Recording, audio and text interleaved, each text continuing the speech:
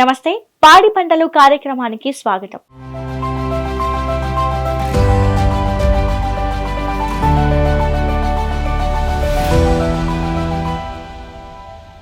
ఏం పండించామన్నది కాదు, ఎలా పండించామన్నది ముఖ్యం.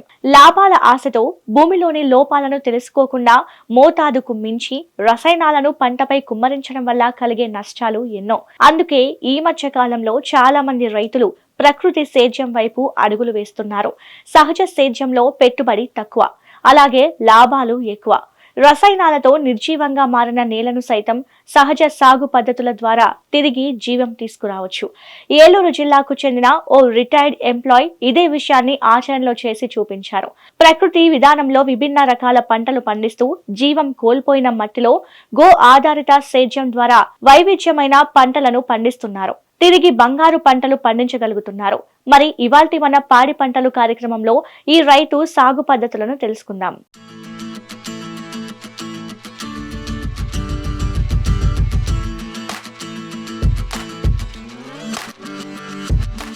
నేల తల్లిని సంరక్షిస్తే అది మనల్ని సంరక్షిస్తుందని అంటున్నారు ఏలూరు జిల్లా ఉంగుటూరు నియోజకవర్గం గోకవరంకు చెందిన రైతు మేకల వెంకట సుబ్బారావు. గతంలో ONGCలో చీఫ్ ఇంజనీరింగ్ గా పనిచేసి రిటైర్ అయ్యారు ఈయన.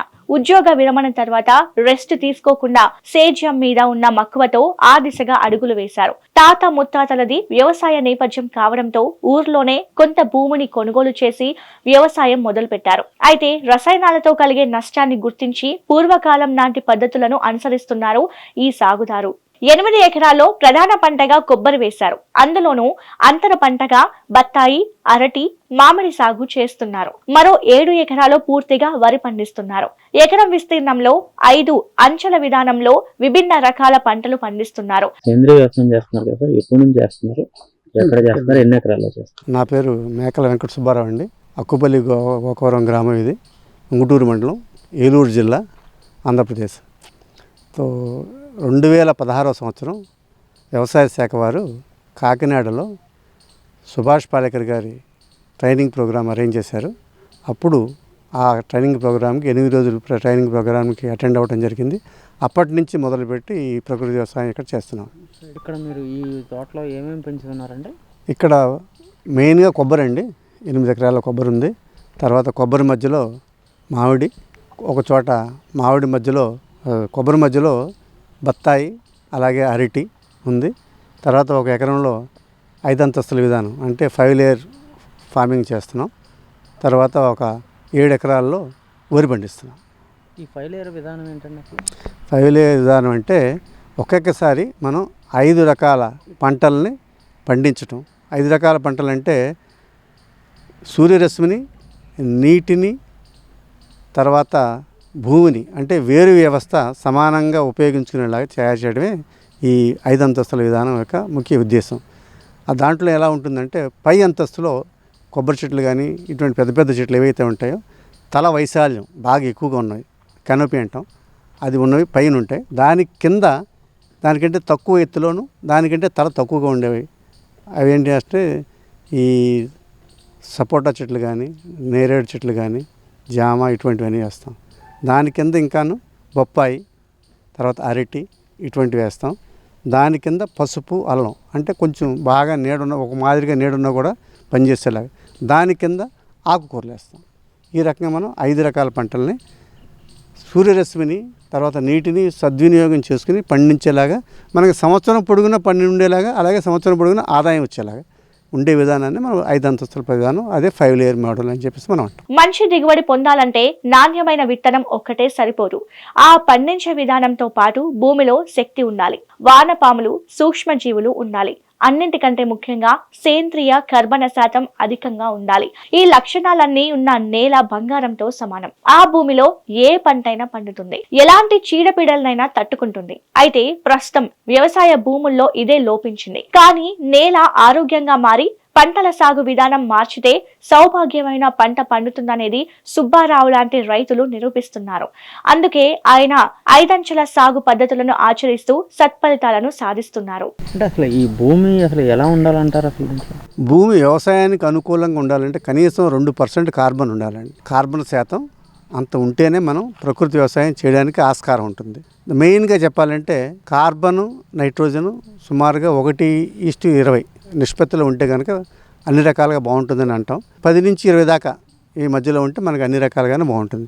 వేరేజ్ ఇప్పుడు వచ్చేసి మనకి ప్రస్తుత నేలల్లో కార్బన్ శాతం తగ్గిపోతుంది. దానికి కారణం ఏమిటంటే వ్యర్థ పదార్థాలని బయటికి తీసుకెళ్ళిపోతున్నారు లేదా కాల్చేస్తున్నారు.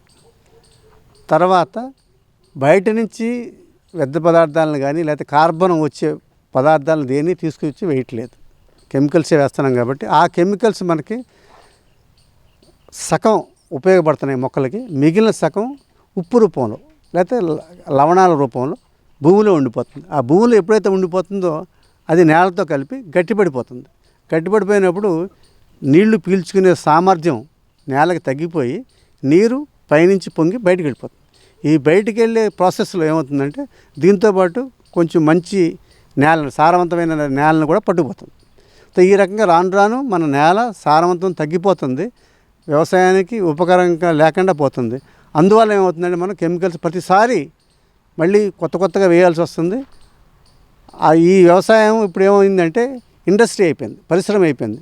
ఎందుకంటే మనం ఒక పక్క నుంచి పెడితేనే రెండో పక్క నుంచి మళ్ళీ పంట వస్తుంది. కానీ అది వ్యవసాయం కాదు. పాలేకర్ గారు ఏం చెప్పారంటే ప్రకృతి పరంగా పండాలి. అది మనం బీజం వేస్తే దాని నుంచి మొక్క పుష్పించి ఫలించి మనకి ఇస్తే కనుక ఆ పంటను మనం ప్రసాదం కింద స్వీకరిస్తే అది వ్యవసాయం అనేది. అప్పుడు రైతుకి ఈ విధానంలో నష్టం అనేది ఉండదు, ఎందుకంటే ప్రకృతి పరంగా అన్నీ వస్తున్నాయి. ఎప్పుడైతే ఇండస్ట్రీ అవుతుందో దాంట్లో లాభ నష్టాలు ఉంటాయి. అందువల్ల ఈ రోజున వ్యవసాయం చేసేవాళ్ళకి నష్టం అనేది వస్తుంది. అస్సలు ప్రకృతి వ్యవసాయం చేసేవాళ్ళకి నష్టం అనేది రాకూడదు. ఇది ముఖ్య సిద్ధాంతం వ్యవసాయంలో. 5 వ్యవసాయ విధానం ముఖ్య ఉద్దేశం ప్రతి అంగుళం భూమిని ఫలవంతంగా ఉపయోగించుకోవడం, తద్వారా అధిక ఆదాయాన్ని గడించడం. రైతు తన పొలం మొత్తం విస్తీర్ణంలో ఒక ప్రధాన పంటను సాగు చేయడంతో పాటు అంతర్ పంటలుగా ఉద్యానవన పంటలను సాగు చేయడం. ఈ 5 విధానాన్ని అనుసరిస్తూ ఎకరం విస్తీర్ణంలో విభిన్న రకాల పంటలు పండిస్తున్నారు ఈ రైతు సుబ్బారావు. ఈ విధానంలో సపోటా, నేరేడు, జామ, బొప్పాయి, అరటి, పసుపు, అల్లం, ఆకుకూరలు ఇలా రకరకాల పంటలు సాగు చేస్తున్నారు. ప్రతి పంటకు సూర్యరశ్మి అందేలా, నీటిని సద్వినియోగం చేసుకునేలా, సంవత్సరం పొడవునా ఆదాయం వచ్చేలా ప్రణాళికాబద్ధంగా వ్యవసాయం చేస్తున్నారు. మొక్కకి గ్యాప్ మధ్యలో మీరు ఒక గీత లాంటిది తీసారు, అది దేని వల్ల తీసారండి? అది ఇప్పుడు మెయిన్గా ఇప్పుడు మనం చేసే ప్రకృతి వ్యవసాయాలు ఏం చేస్తామంటే 5 అంతస్తుల విధానంలో అక్కడక్కడ మనం ట్రెంచెస్ చేస్తాం. ట్రెంచెస్ చేసినప్పుడు ఏమవుతుందంటే మన నీరు అక్కడ పడిన వర్షం నీరు లేదా మనం పెట్టిన నీరు ఏదైతే ఉందో అది ఆ నేలలోనే ఇంకిపోవాలి, బయటికి పోకూడదు. అప్పుడు ఏమవుతుంది, మన నేలలోని సారం బయటికి ఎక్కడికి పోదు ఒకటి. రెండవది వర్షాకాలం ఉంది లేదా మనం నీరు ఎక్కువ పెట్టాం, ఈ నీరు ఎక్కువ నీ మొక్కకి నీరు ఎక్కువ అయినా కూడా ప్రాబ్లం వస్తుంది. ఎందుకంటే వేరు వ్యవస్థ దగ్గర నీరు ఉండకూడదు. ఈ నీరు ఎప్పుడైతే ఎక్కువైందో తెగుళ్ళు రావడానికి చాలా ఎక్కువ ఆస్కారం ఉంది. అందువల్ల ఎప్పుడైతే మనం ట్రెంచెస్ చేస్తామో ఎక్కువ నీరు ఏదైతే ఉందో అది కిందకి వెళ్ళిపోద్ది. ఈ కిందకి వెళ్ళిపోవడం వల్ల సరిపడా నీరే అక్కడ ఉంటుంది. నీరు ప్లస్ గాలి ఈ రెండు అనేవే ఉండాలి అక్కడ. దాన్నే వాప్సా అంటాం, హ్యూమస్ అంటాం. లేదంటే హ్యూమస్ ఉండాలి కానీ నీరు ఉండకూడదు. సో దీనివల్ల ఏంటంటే మనకి ప్రాబ్లం రాకుండా ఉండడానికి ఎప్పుడైతే ఈ ట్రెంచెస్ అందువల్ల చేస్తాం. ఆ ట్రెంచెస్ ఇంకోటి ఏమిటంటే మనం చెత్త చెదారం కూడా దాంట్లోకి వెళ్ళిపోద్ది, మెల్లమెల్లగా కుళ్ళి అది జీవ పదార్థం కింద తయారీ మొక్కకి ఎరువు రూపంగా మళ్ళీ అందుతుంది. అసలు యాక్చువల్గా పొలాల మధ్యలో కానీ తోటల మధ్యలో కానీ కలుపు ఉండని ఎవరు, కానీ మీరు కలుపే బలం అంటున్నారు, అది ఎలా అంటారు? కలుపు వేరు వ్యవస్థలో అన్నీ సహజీవనం చేస్తాయి మొక్కలు. దానికి మంచి ఉదాహరణ ఏంటంటే మనకు అడవిలో మనం ఏమీ వెయ్యం కానీ అన్నీ చక్కగా పండుతాయి. అక్కడ దాని ఎంత కెపాసిటీ ఉందో అంత కెపాసిటీ పండుతూ ఉంటుంది. అక్కడ పురుగులు కానీ తెగుళ్ళు కానీ అనేవి ఉండవు. వేరే మనం చేస్తే దీంట్లో ఎక్కువ తక్కువలు ఉండటం వల్ల పురుగు వస్తుంది, తెగుళ్ళు వస్తాయి, దాని వెనకాల పడి మనం ఇవన్నీ చేయాల్సి వస్తుంది. ఇప్పుడు ఈ కలుపు అనేది మీరు చూస్తే కనుక కలుపు అనేది సహజంగా వచ్చుద్ది, కానీ ఒకే చోట అన్ని రకాల కలుపులు ఎందుకు రావట్లేదని కనుక మనం ఆలోచిస్తే కనుక అక్కడ ఏదో ఒక పోషక లోపం ఉంది. ఆ పోషక లోపం వల్లనే ఆ కలుపు వస్తుంది అక్కడ. ఈ సంవత్సరం మీరు ఒక పిక్చర్ తీసుకోండి, అన్ని రికార్డ్ చేసుకోండి, మళ్ళీ నెక్స్ట్ ఇయర్ కానీ ఆ తర్వాత సంవత్సరం కానీ అదే లొకేషన్లో మళ్ళీ మీరు తీసుకుంటే కనుక అక్కడ అదే కలుపు మొక్కలు ఉండవు. అక్కడ మొక్కలు మారిపోతాయి. మారిపోవడానికి కారణం ఏమిటంటే అక్కడ ఆ పోషకలోపం పూర్తి అయిపోయింది, ఇంకో పోషకలోపం ఏదో వచ్చింది. దానివల్ల ఏమవుతుందంటే ఈ కలుపు మొక్కలు మారిపోతున్నాయి. కలుపు రావడానికి కారణం మెయిన్గాను పోషకలోపమే. సో ఈ మనం ఎప్పుడైతే ఈ కలుపును ఉంచేసి ఆ కలుపుని కనుక మనం నీటిలో భూమిలో కలిపేస్తే ఆ పోషకలోపం సరి అవుతుంది. అప్పుడు అక్కడ దాంట్లో మీకు పంట హ్యాపీగా పండించుకోవచ్చు. మన నేలల్లో సారం తగ్గిపోతుంది, వ్యవసాయానికి ఉపయోగకరంగా లేకుండా పోతుంది. ఈ 5 అంచెల విధానంలో నష్టాలు ఉండవంటున్నారు రైతు సుబ్బారావు.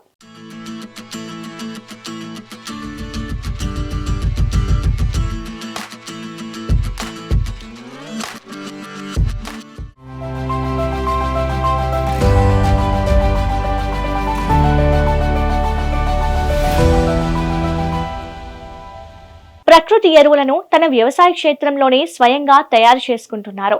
20 గోవులను పెంచుతూ ఆ గోవుల ద్వారా వచ్చే మూత్రాన్ని, పేడని సేకరించి భద్రపరిచి వాటిని ఎరువుగా మార్చి సమయానుకూలంగా మొక్కలన్నింటికీ అందిస్తున్నారు.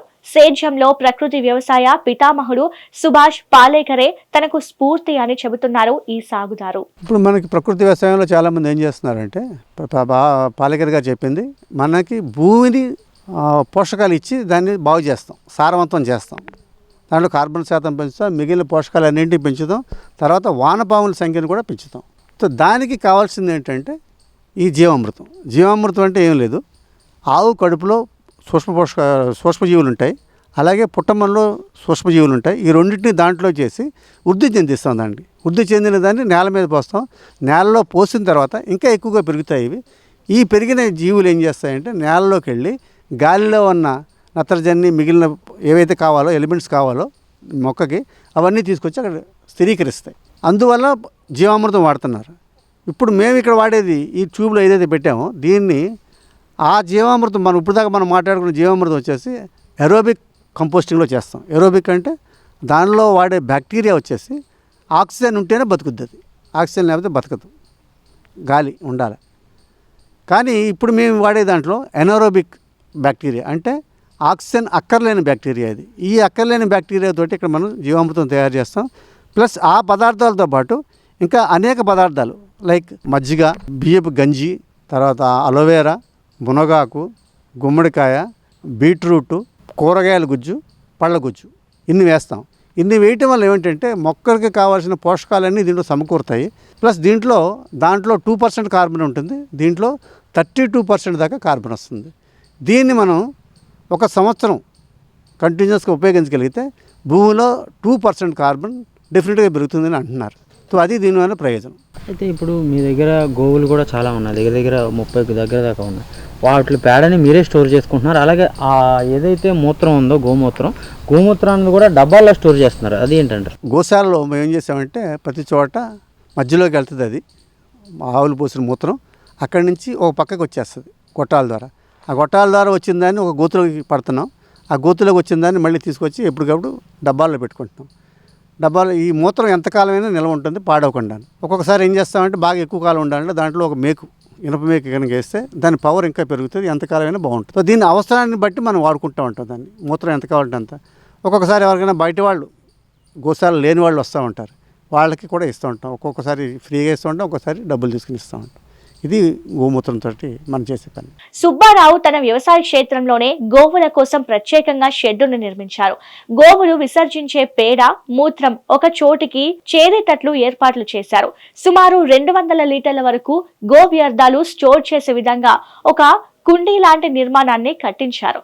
ఈ కుండీలో చేరిన గో వ్యర్థాలు ఎరువుగా మారే వరకు ఉంచారు. పూర్తి ఎరువుగా మారిన తర్వాత పొలంలో పారిస్తున్నారు. ప్రకృతి వ్యవసాయానికి అందరూ చేసేది ఎరోబిక్ పద్ధతి అని, ఆ పద్ధతిలో ఆక్సిజన్ లేకపోతే పంట సరిగా రాదని ఈ రైతు చెబుతున్నారు. ఎరోబిక్ పద్ధతిలో కషాయాలు వాడతారని, తాను మాత్రం ఎండ్రోబిక్ పద్ధతిని అనుసరిస్తున్నానని రైతు తెలిపారు. ఈ పద్ధతిలో ఆక్సిజన్ తో అవసరం లేకుండా కార్బన్ డైఆక్సైడ్ ఉంటుందని అన్నారు. దీనికోసం ఒక పెద్ద బెలూన్ లాంటిది ఏర్పాటు చేశారు. అందులో భూమికి, పంటకి కావలసిన ప్రోటీన్, జింక్ అన్ని కూడా ముందుగానే స్టోర్ చేస్తున్నారు. ఆ బెలూన్ లో క్యారెట్, బీట్రూట్, బెల్లం, మామిడి ఇలా రకరకాల పండ్లు, కూరగాయలు వేసి 60 రోజులు మగ్గబెట్టి ఆ తర్వాత ఆ ద్రవ పదార్థాన్ని పంటకు అందిస్తూ చక్కటి దిగుబడి సాధిస్తున్నారు. ఇప్పుడు కెమికల్స్, రసాయనాలు వాడి చేసే పంటలకేనో మీరు చేస్తున్న సేంద్రియ వ్యవసాయానికి రాబడి ఎలా ఉంటుందండి? రాబడి ప్రస్తుతానికి అది ఎలా ఉంటుందంటే, ఒక మొక్క మనం వేసామంటే దానికి ఒక కెపాసిటీ ఉంటుంది. ఇప్పుడు వరి ఉంది, ఒక విత్తనం తీసుకొచ్చాం, ఇది 50 బస్తాలు పండుద్ది అంటారు. ఈ 50 బస్తాలు పండేది ప్రకృతి వ్యవసాయంలో చేసినా కూడా అదే పండుద్ది, కెమికల్ వ్యవసాయంలో చేసినా కూడా అదే పండుద్ది. కానీ దానికి కావాల్సిన అక్కడ పరిస్థితులు మనం కల్పించాలి. కెమికల్ వ్యవసాయంలో ఏం చేస్తారు? కెమికల్స్ వేస్తారు. కెమికల్స్ వేయడం అంటే సెలైన్ ఎక్కించినట్టు. సెలైన్ ఎక్కిస్తే కొన్ని రోజులకి అది వెంటనే పనిచేస్తుంది, సెలైన్ ఎక్కించింది. వేరే ప్రకృతి వ్యవసాయంలో అట్లా కాదు. ప్రకృతి వ్యవసాయంలో మీడియం కావాలి. ఆ మీడియం అనేది కార్బన్. ఈ కార్బన్ ఉంటే కానీ మీకు ఉంటే కానీ అది రాదు. కాబట్టి కార్బన్ రావాలంటే మనం ముందు ఈ జీవామృతం పోయాలి, తర్వాత పంట వ్యర్థాలని బయటికి పంపించకుండా అక్కడే భూమిలో కలిపేయాలి, గుల్లదనం పెరగాలి. ఇవన్నీ పెరగడం వల్ల మీకు ఇవన్నీ వస్తాయి. కాబట్టి ఇవన్నీ పాటించకపోతే పాలేకర్ గారు ఏం చెప్పారు? 4 చెప్పారు. 1 బీజామృతం, 2 జీవామృతం, 3 ఆచ్ఛాదన, 4 వాప్స. ఈ 4 చేయకుండా అందరూ ఏం చెప్తున్నారంటే మేము ప్రకృతి వ్యవసాయం చేస్తామంటున్నారు. ప్రకృతి వ్యవసాయం ఎవరూ చేయట్లేదండి. ఎందుకని? ఈ 4 పాటించట్లేదు. ఈ 4 పాటించినప్పుడే మీరు ప్రకృతి వ్యవసాయం చేసినప్పుడే మీకు కెమికల్ వ్యవసాయంతో సమానంగా అన్నీ వస్తాయి. అట్లాగే మొట్టమొదటిసారి మీరు ఎప్పుడైతే కెమికల్ వ్యవసాయం నుంచి ప్రకృతి వ్యవసాయానికి మారుతున్నారో అప్పుడు కనీసం ఒక 10 టన్నులు పశువుల ఎరువు పోసుకోవాలి, దాంట్లో మంచి పశువుల ఎరువు. అప్పుడు మీకు ఎటువంటి తేడా లేకుండా అదే ఉత్పత్తి మీకు వస్తుంది, దిగుబడి దాంతో సమానంగా వస్తుంది. అక్కడి నుంచి మీరు మళ్ళీ భూమిని మెయింటైన్ చేసుకుంటూ వెళ్ళాలి. ఈ వరి ఏంటంటే లో వాటర్తో ఫార్మింగ్ చేస్తున్నాం అనేసి అంటున్నారు, అదేంటండి? ఇది వాటర్ ఎక్స్పెరిమెంటేషన్ అండి. వరి యాక్చువల్గా నీటి ఆధారంగా నీళ్ళలో పడిగే వరి పంట కాదు. దీన్ని జపనీస్ మనకి అంటగట్టారు. ఇది ఎందుకంటే వాళ్ళకి అన్నీ ఎక్కడ చూసినా నీరు ఉంటుంది, ఆ నీటిలో పండించాలి. కాబట్టి ఈ నీటిలో పండించే విధంగా చేస్తే అది మంచి పద్ధతి అని చెప్పేసి మనం తీసుకుని చేసుకుంటాం. కానీ మన పూర్వీకులు ఇదివరకు కూడా మేము కూడా చూసాము, వరి నీటి ఆధారమైన పంట కాదు, మెట్ట పంటే అది. అప్పుడప్పుడు నీళ్లు దళ్ళు ఉంటే సరిపోతాయి. ఇప్పుడు ఇక్కడ మేము ఎక్స్పెరిమెంట్ చేసేది ఏంటంటే ప్రభుత్వం తీసుకుంది, స్టేట్ గవర్నమెంట్ తీసుకుని దాంట్లో ఎక్స్పెరిమెంట్ చేస్తున్నారు. 2.5 సంవత్సరాలు చేస్తారు, 5 పంటలు. దాంట్లో వాళ్ళు చేసే ఎక్స్పెరిమెంట్ ఏంటంటే ఒక పొలంలోనే ఒక 12 మడులు కట్టి దాంట్లో ఒక్కొక్క మడికి ఒక్కొక్క రకంగా నీళ్లు తడిస్తారు, వేరు స్థితుల్లో, వేరు స్టేజెస్లో. ఇప్పుడు దీంట్లో మనం ఈ స్థితిలో ఈ నీరు ఇచ్చినా కూడా మనకి అదే దిగుబడి వచ్చిందనుకోండి, అంత పరిమాణంలో నీరు ఇస్తే సరిపోద్దని తెలుసుకున్నాం. కాబట్టి ఈ పరిమాణంలో నీరు ఇస్తే, ఈ స్టేజ్లో ఇస్తే సరిపోద్ది అని చెప్పేసి వాళ్ళు మనకి చెప్తారు. చెప్పినప్పుడు దాని ప్రకారం అందరూ దాన్ని ఫాలో అవ్వడానికి ఆస్కారం ఉంటుంది. ఆ ఎక్స్పెరిమెంట్ ఇప్పుడు మనం ఇక్కడ చేస్తున్నామండి. ఇప్పుడు ఒక పంట అయింది, తర్వాత ఇంకొక 4 పంటలు వేసిన తర్వాత వాళ్ళు చూసి చెప్తారు. అది ఇక్కడ జరుగుతున్న ఎక్స్పెరిమెంట్. మొత్తం మీద ఈ ప్రకృతి వ్యవసాయం క్షేత్రంలో మీకు దిగుబడి కానివ్వండి, రాబడి కానివ్వండి అంతా కూడా కెమికల్స్తో వాడేదానిలాగా ఉంది. దీనివల్ల ఎటువంటి ఇబ్బంది లేదు కదండి, నష్టపోవటం అంటూ లేదు? నష్టపోవటం అయితే లేదండి. ఇప్పుడు అది కారణం ఏంటంటే మేము అన్ని రకాలుగాను వేరే వాళ్ళ మీద ఆధారపడాల్సి వస్తుంది. పశువుల్ని పెంచడానికి కానీ, లేదంటే ఈ పనులు చేయించడానికి కానీ మనంతా మనం చేసుకుని ఏ రోజుకు ఆ రోజు ఒక జంట ఉండి వాళ్ళ పంట వాళ్ళు పండించుకునేటట్టయితే ఏ ప్రాబ్లం ఉండదు. పాలేకర్ గారు క్లియర్గా చెప్పారు, ఈ ప్రకృతి వ్యవసాయం ZBNF అన్నది ఎవరి పంట వాళ్ళే సొంత చేతులతో పనిచేసి పండించుకునేది విధానం అయి ఉండాలి. తర్వాత పశువులు ఉండాలి వాళ్ళ దగ్గర, ఉన్నప్పుడే ఇది నేను చెప్పినట్టు జరుగుతుంది అని చెప్పారు. కానీ ఈ రోజున ఆ పరిస్థితి ఎవరికి లేదు. ఎస్పెషల్లీ ఇప్పుడు నా సంగతి తీసుకుంటే కనుక నేను ఏమీ చేయలేను, నేను వాళ్ళ మీద ఆధారపడాలి. వాళ్ళు అన్నీ మనం చెప్పినట్టు చేయడానికి ఆస్కారం చాలా తక్కువగా ఉంది. కాబట్టి ఒక వ్యవసాయంలో ఈరోజు చేయాల్సిన పని ఈరోజు చేయలేదనుకోండి, దాని రిజల్ట్స్ పూర్తిగా రావు మనకి, అక్కడ ప్రాబ్లం వస్తుంది. మేము ఆశించిన ఫలితాలు అయితే వస్తున్నాయండి. దీన్నే మీరు సరిగ్గా కనుక చేయగలిగితే 100% కెమికల్ వ్యవసాయంతో సమానంగా మనం దిగుబడి రాబట్టవచ్చు. మనం దానికంటే ఎక్కువ రేటు కనుక మనం తీసుకోగలిగితే అది ఎప్పుడు సాధ్యమవుతుంది, మనకి మార్కెటింగ్ చేసుకోగలిగితే. లేదనుకోండి దాంతోపాటు సమానమైన ఆదాయం మనకు వస్తుంది. దీంట్లో అడ్వాంటేజ్ ఏంటంటే 3 సంవత్సరాల తర్వాత లేదా 4 సంవత్సరాల తర్వాత 5 సంవత్సరాల తర్వాత మనం చేసే విధానాన్ని బట్టి ఖర్చులు తగ్గిపోతాయి, పెట్టుబడి పూర్తిగా తగ్గిపోతుంది. ఎందుకంటే ఇంకేం చేయక్కర్లేదు, పంట అది వస్తూనే ఉంటుంది. ఇప్పుడు మీరు ఇక్కడ చూస్తున్నారు, ఇప్పుడు మేము 10 ఏళ్ళ నుంచి చేస్తున్నాం. దీంట్లో మీరు అలా చూస్తే మాకు డ్రిప్ వేస్తాం, డ్రిప్ ద్వారా వెళ్తుంది, నీళ్లు పెడుతున్నాం, ఎక్కడ ఏం తేడా లేదు, ఆదాయం వస్తూనే ఉంటుంది, ఖర్చులు తగ్గుతాయి. ఆ రకంగా చూసుకుంటే కెమికల్తో పాటు కంపేర్ చేసుకుంటే దిగుబడి తగ్గింది అనుకోండి, కానీ ఖర్చు తగ్గింది కాబట్టి వాళ్ళకి ఎంత ఆదాయం వస్తుందో మనకి అంత ఆదాయం వస్తుంది. పాలేకర్ గారితో మీకున్న సంబంధం, ఆయన మీద మీ అభిప్రాయం? పాలేకర్ గారు మాలాంటి రైతులకు చెప్పాలంటే ఆయన దేవుడండి. తర్వాత మనకి మేమంతా పితామహుడు అంటాము, వ్యవసాయంలో పితామహుడు ఆయన విన్న తర్వాత, ఆయన 8 రోజులు విన్న తర్వాత అనిపించింది ఏంటంటే ప్రకృతి వ్యవసాయం మన దానికి మీద మనకున్న అవగాహన ఏదైతే ఉందో ఆయన పూర్తిగా మార్చేశాడు.